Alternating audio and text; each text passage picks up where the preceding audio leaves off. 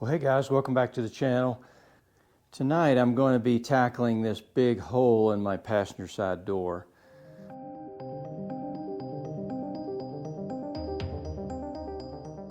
After digging through the thick layer of filler on this front right part of the door, I discovered some old fiberglass, and then I discovered a really big hole in this thing. So I'm going to go ahead and try to tackle this thing. I've got a new piece of sheet metal, or I got a new panel that I'm going to cut a piece off of in order to patch this hole. So let me show you what I've got here. So when I bought the car, this particular door, the doors were all off the original car, and this was covered up like just a big, you know, it just, I could see that it was filler here, and it was pretty well flattened out, but it was such a large piece that I didn't want to just leave it unmolested, so to speak. So I took my grinder to it and I started digging down, and you can see I'm up to about a 1/4 inch of filler right there, and if I go deeper, I'm sure I'm going to get even deeper when I get this off.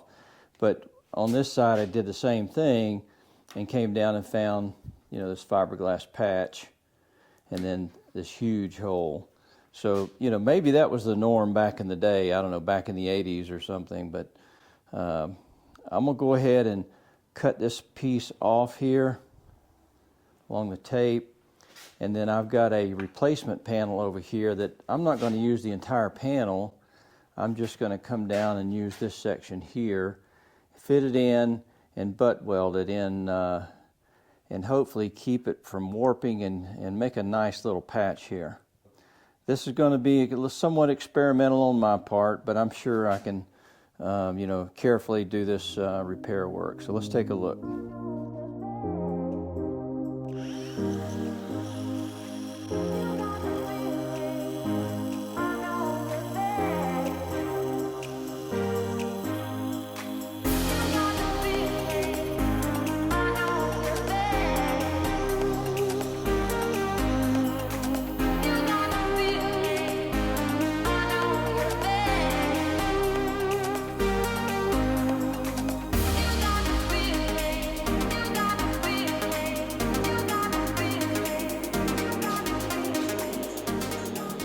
I've got the glass extended out of the door. I didn't take it out of the door. I just got it extended out of the door just to get it out of the way.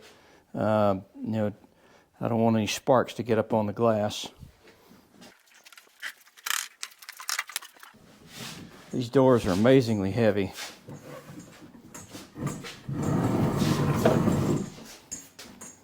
So what I'm trying to do now is grind off a little bit of this edge here so that I can peel off that outer skin piece and not interfere with the inner surface. The inner is really in good shape.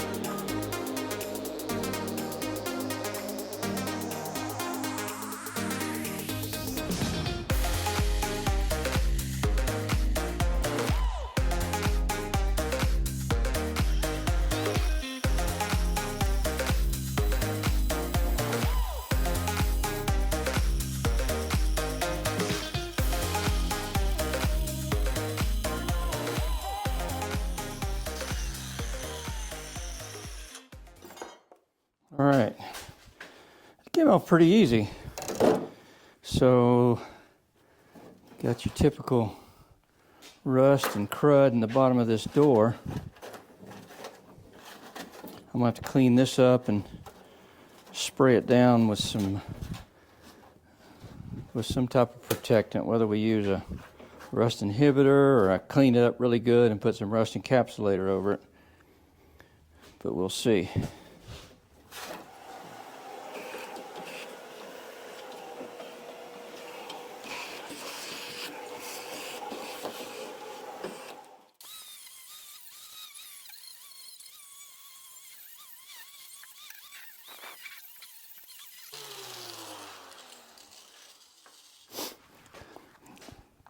All right, so I've gotten that piece cut out. I pulled the lip off the back, cleaned it up, grinded it.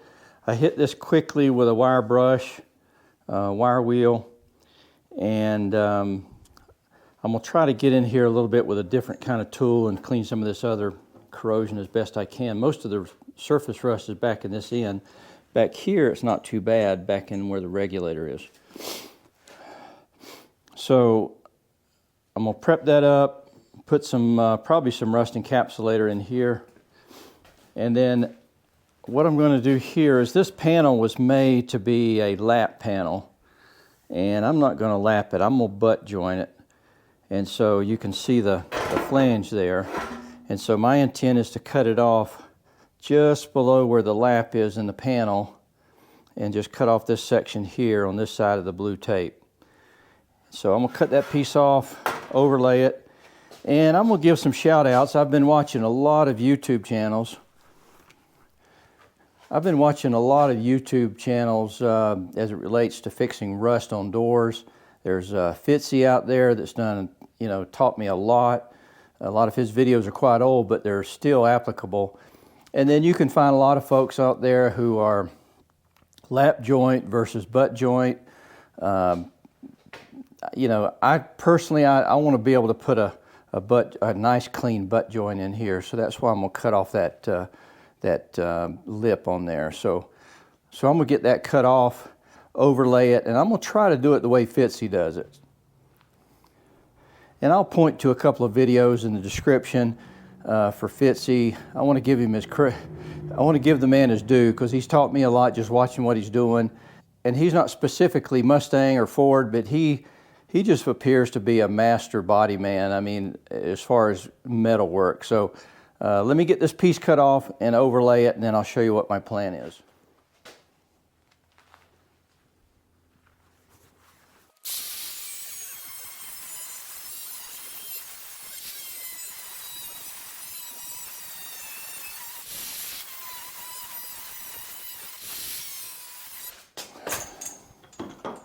All right, so I've got this piece cut off. I need to clean up these edges a little bit better, and then I'm gonna overlay the door.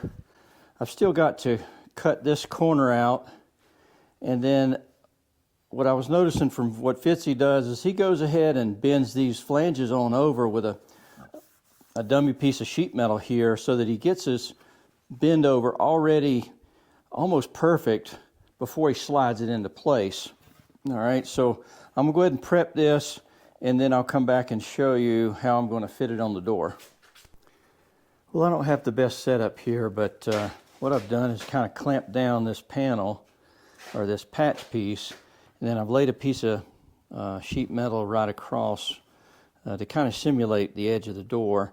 And I'm going to go ahead and start taking my hammer and tapping this flange over now instead of when it's on the door.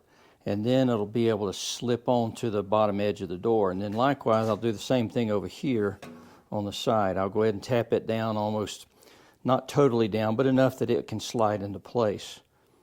And I think that'll save me some hassle when I go to fit it up.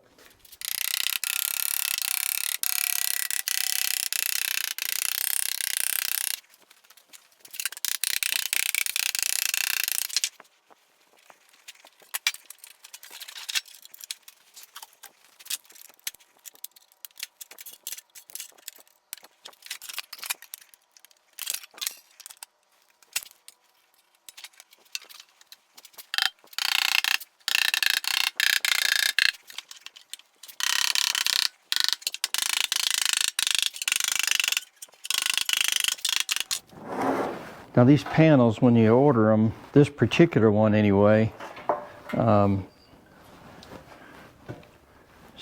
Premium, I bought this from CJ Pony, but these things are uncoated, other than they've got the oil or lubrication they use when they stamp them out, and maybe it's to help kind of protect it from corrosion when they're storing them and before they ship them out. But these things have a lot of oil and grease on them.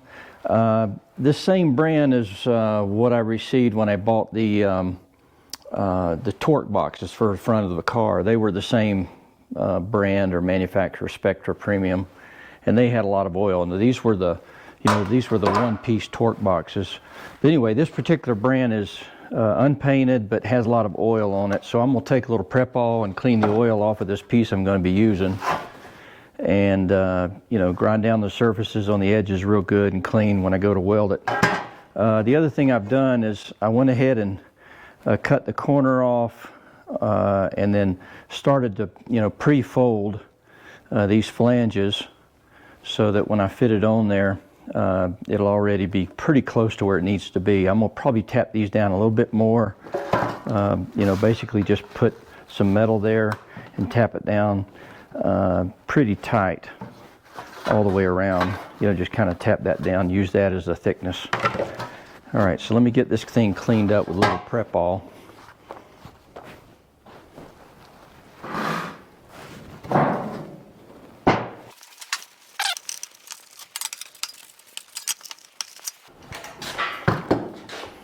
Take my flapper wheel and just kind of clean up all these edges I'm going to be welding on.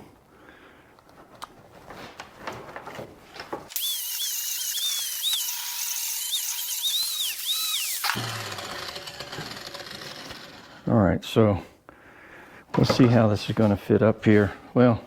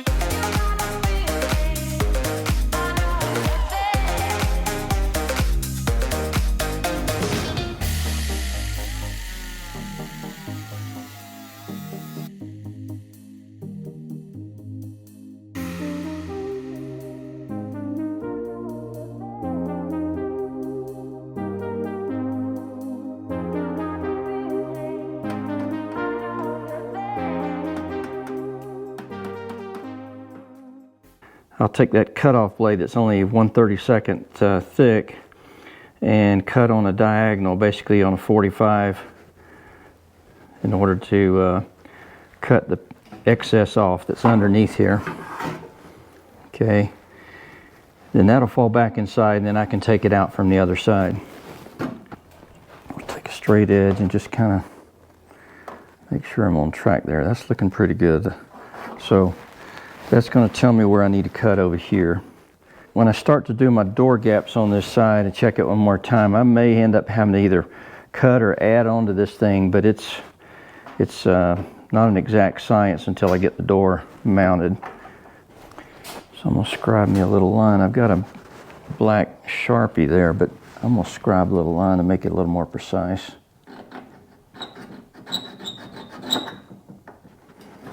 Okay.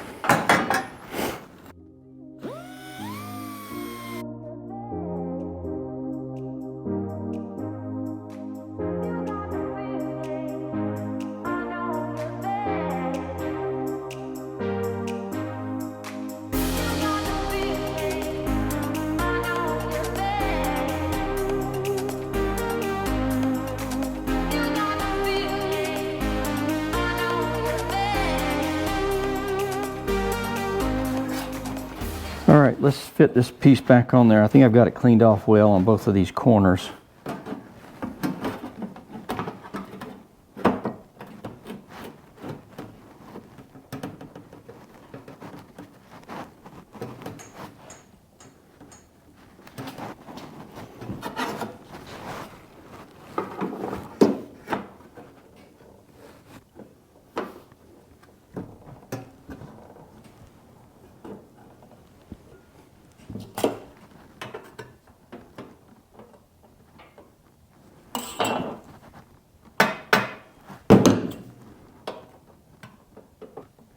That's looking pretty good right there.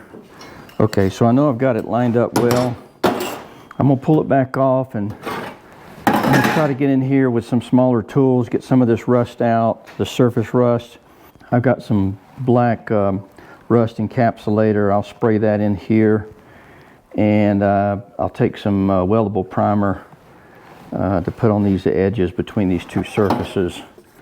You know, just a little bit more protection than what's there now. But you know, these doors are really good shape actually. I'm really surprised. I don't know if this was some damage rather than a corrosion issue, because you know, the original piece, you know, I can see where they've been drilling in. I have a feeling this was, you know, some damage as opposed to corrosion. You know, this car is 60 years old, but still, these doors are in really, really great shape. I'm used to seeing Mustang doors where these things are just corroded totally out. So I'm very fortunate with this car. You know, the cowls weren't rusted through, so apparently this car survived quite well, other than a little bit of damage. Somebody hit it, or who knows. Anyway, all right.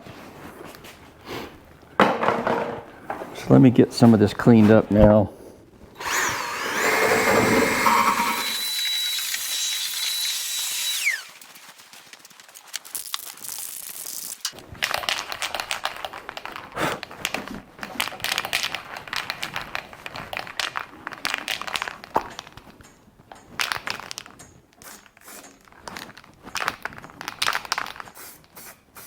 All right, so I think I can fit this on for the last time. Again, I'm following, you know, Fitzee, the way he does this. You know, I'll link to his video in the description, but he's got more than 35 years of experience at this, so I feel like I can trust what he's doing, no doubt. You know, the quality of his work comes out looking really nice. So basically, he does the same thing, prepares these flanges, you know, prior to actually sliding it on the piece, which I've done. Cleaned all the edges, put a little paint on the back and then the inside of the door. And he cuts this back flush here, and here overlaps it, and then takes a 1/32 cutoff wheel and cuts at a 45 here. You know, 1/32 already gives you such a really small gap anyway, and this makes it even smaller, so that you don't have a, you know, potential blow through and so forth when you start tacking this thing around. So when I cut it, I'm going to have somewhat of a 45 between the two surfaces, and they should lay down flush. So anyway, that's the intent. So let me get this lined up again.